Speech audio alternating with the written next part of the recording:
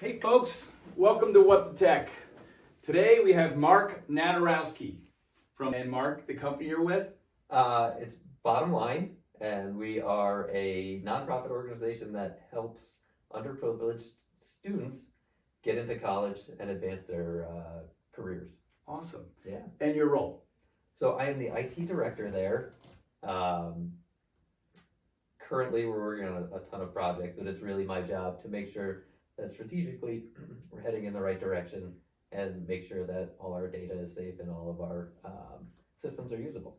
So one of the things I noticed in looking at your LinkedIn profile was disaster recovery. Can you tell our viewers a little bit about the elements that you look at from a comprehensive disaster recovery plan? Yeah, so that's a great question. Disaster recovery is really something that every company needs, especially these days with the amount of cyber attacks and stuff that could potentially happen to your company. Yeah. You want to make sure you're protected. So there's a few elements that go into that. The main and the most important one is having your data backed up, making sure that you know that your data is in a place where you can access it if something happened. There's a lot of pretty cool solutions out there to help you do that.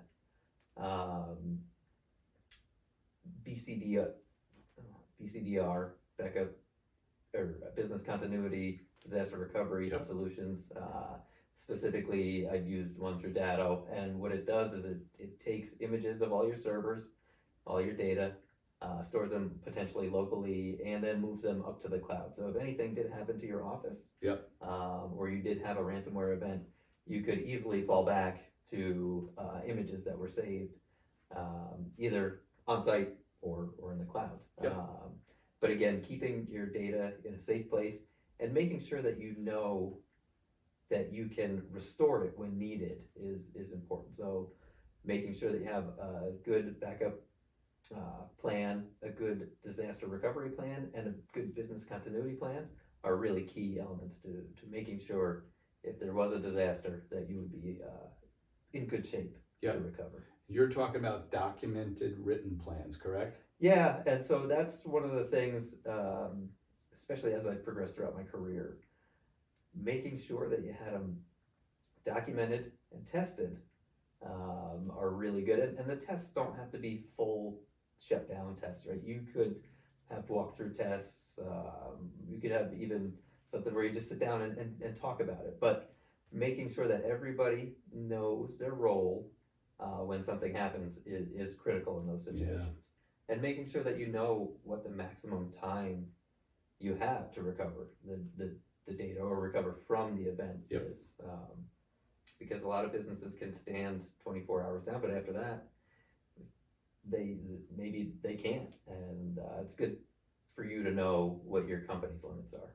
You know, it's interesting that you mentioned testing because, as you might imagine, we talk to a lot of small and medium-sized business owners, and I ask them usually two questions. One is, do you do backup? And I usually get a yes for people who know what they're doing. And then I usually ask, when was the last time you tested that backup? And I would say probably 85% of the time I am met with, we haven't.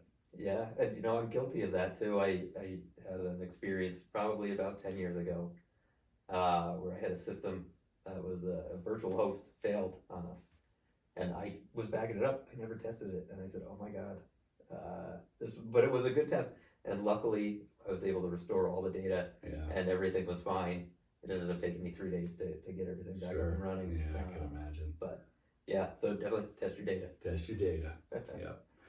The other thing I noticed when I was going through your LinkedIn profile and some of your accomplishments was you were using vulnerability scanner. Sure. And so what's the difference between a vulnerability scanner and hiring someone to do a vulnerability scan? Tell us about that. Sure. Yeah. So, there's a lot of tools out there that people can play with. And Kali Linux is a great tool if you really want to get started and try to figure out what you can do, how to scan your network, see the vulnerabilities, and you can play around with a whole bunch of other things. In fact, I think they just came out with a purple version, which gives you some red team and blue team tools, so you can be offensive or defensive. So it gives you a lot of options there. So there are a number of other vulnerability scanners out there. I'm familiar with OpenBoss, Nessus. You know, the one thing with vulnerability scans, if you're going to do them yourself, they can be cumbersome. You're going to get a lot of information, and if you don't know what you're looking for, Sure, right. it could be an endless cycle that you go through. So definitely doing it yourself, seeing what vulnerabilities you have on the network is not a bad idea. You can try to clean some of them up.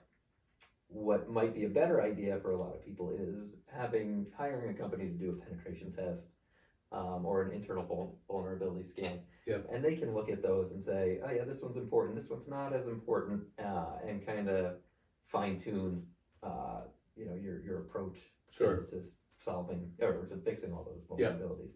How often do you run them? Weekly, monthly, quarterly, when you do it in-house yourself? Yeah, so it all depends. You should definitely do it after big upgrades. Okay, yep. Because sometimes software, when it upgrades, it will introduce new vulnerabilities. Yep. For me, I was doing it once a month. And that seemed to be a good, time frame for what I was doing. But, it's going to depend on your business.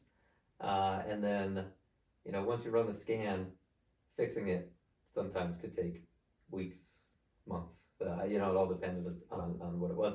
And there's going to be sometimes too where you can't even fix the vulnerabilities that you find because there's not a patch out there or anything. So then you have to try to put in some compensating controls to try to Gotcha.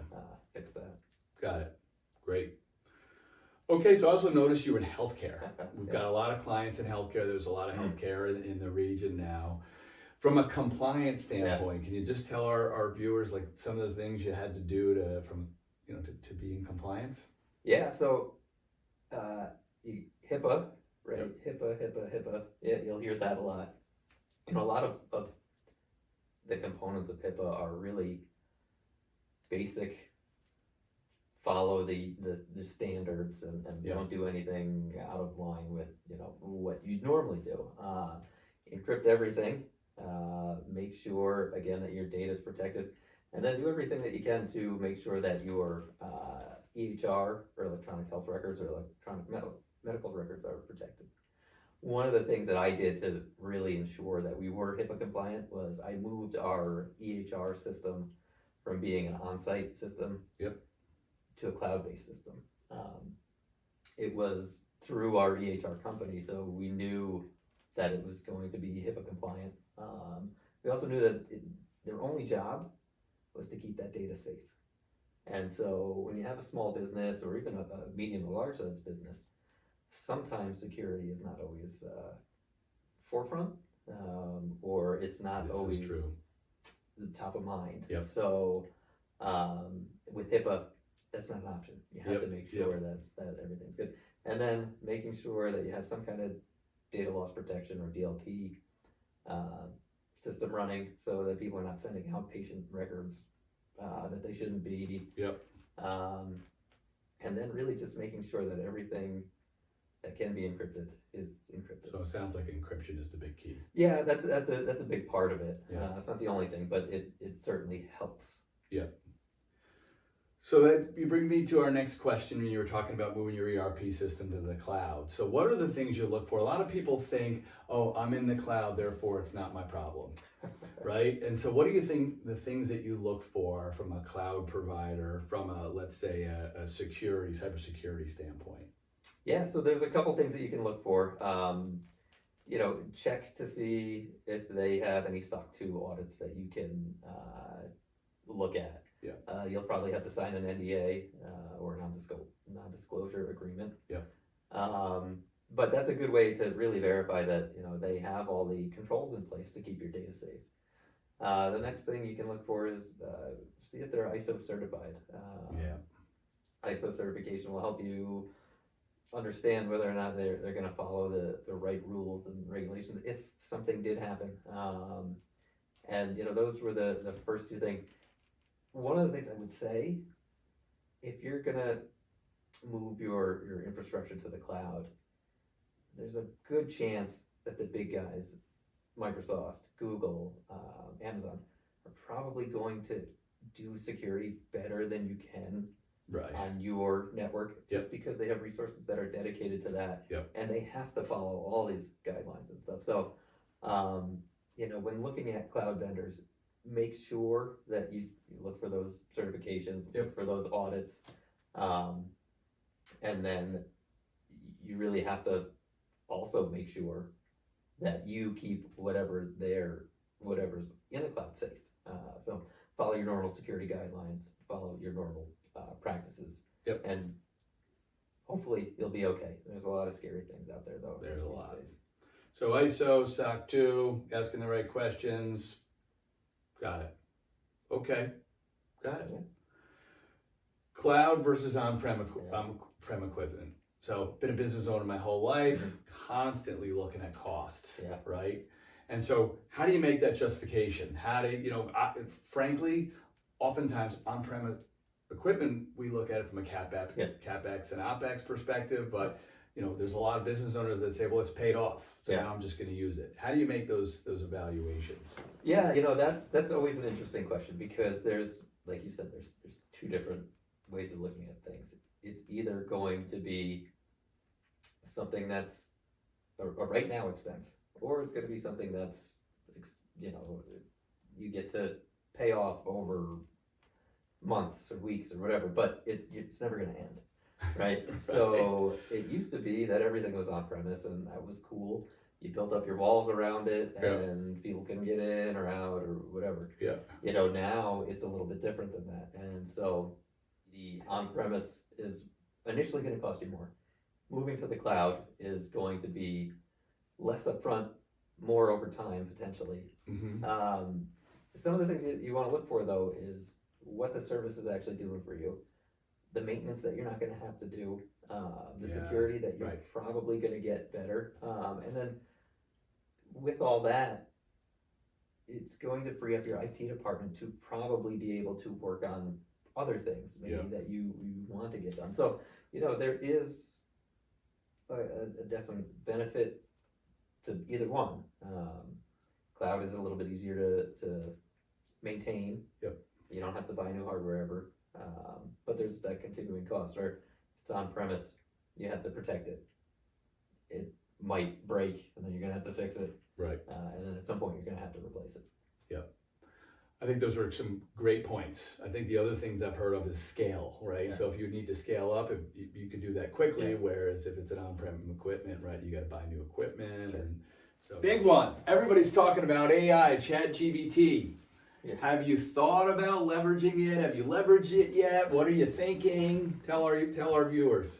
Yeah, so AI is a great tool, and how we currently leverage it is we have some chat bots that work with the students, especially when they're asking questions off hours, and it does a great job. In previous roles, though, we leveraged it in a little bit more of a, I want to say, awesome way. When I worked for the gastroenterology company, we were using it during our colonoscopies. And so what we found was that anywhere between 10 and 25% of our patients were finding more potential polyps that could have been cancerous. And we were able to remove those quicker. So we were able to identify them and then remove them quicker before they turned into anything bad. So that was a really great use of it, and it was so easy for the doctors to use. As they were doing the colonoscopy, if the AI detected something, it would come up with a box, and the doctor would then look at it and say, "Oh, yeah, that's something," or "That's probably nothing. We'll go back." But what they found was that the artificial intelligence was much better at predicting potential disease and being able to remove those polyps way quicker than a doctor would. Right. How I've used it really recently was I had to create a policy that we didn't have at my company, and so creating policies can take anywhere between 3 days and a week, or even longer than that sometimes. So I jumped on ChatGPT and I said, create me a policy for whatever it was, and man, it came up with a policy, and it was a I've done very it general myself. policy, but it was so easy, and I was able to get it done, sent off to my boss to look at in less than 8 hours, and that to me was amazing. Yeah, I've done it myself. Your colonoscopy example makes sense. It would make sense to me that you could tell AI, here's what a good colon looks like versus here's what a not, and then spot the anomaly. So Yeah. so that makes sense. Yep. Yeah, it's a great technology. Well, as long as people use it in the right way. Right? Yeah, right. That's what we're all thinking about right now. Will we be replaced someday? Right. Okay, I think my last question is, obviously business owners are always looking for efficiencies relative to IT, kind of in the same spirit of AI. Are there areas in your life that you could tell our viewers a story about how you created some efficiencies with your department, with the people you manage? Sure. Yeah. Just starting out, having good written policies and procedures that everybody can reference and follow. That's going to help everybody know what they need to do when they need to do it, and make sure you test those and make sure that they're going to work for your company, and then go back and edit them. But a really cool story, when I worked at the gastroenterology company, and even now I'm starting to implement it here, was everybody hates to log into their computer, right? It takes time. You have to remember your username, you have to Right, remember sure. your password. Passwords are a pain in the neck because you got to change them every however often, Yeah. and they have to be 55 characters, and they have to have this exclamation point in them now. So one of the cool things that I came up with was a proximity sensor. It's from a company called Untethered Labs, and it's called Gatekeeper. And it's something that you can either wear around your neck, keep it in your pocket, keep a card in your wallet. And what it does, it uses Bluetooth, and the computer that you go to has a Bluetooth sensor. It recognizes that you have your card. You type in a PIN, and then it logs you in automatically. And so the really cool thing about that, especially with the doctors, was they were logging in 6 or 7 times Sure. an hour to different Yeah. computers. And now they could just go up to a computer, type in their PIN, and it would bring up their desktop. And I mean, they loved That's it. very cool. So, That is a cool story. yeah, and so I Yeah. started implementing it here, and people really like it. The only drawback is it costs $8 a month per user. Yeah. But for the time that it saved, especially the doctors, it was totally worth it. Yeah. I know you're probably a PC guy. I'm a Mac guy. My Apple Watch opens up. I don't have to sign in. I don't even type my password. It knows me and it's opened up. Yeah, that's I'm not quite there yet, but I got my Samsung Watch and it can do my heart rate and stuff. But Yeah. in my car, it's funny. My car knows my phone, and Of course. I can start it with just putting it in the sensor. So it's pretty cool stuff. Very cool. Well, this was great, Mark. I want to thank you for coming to What the Tech. Yeah, thank you so much. Yeah, appreciate it. All right. Okay.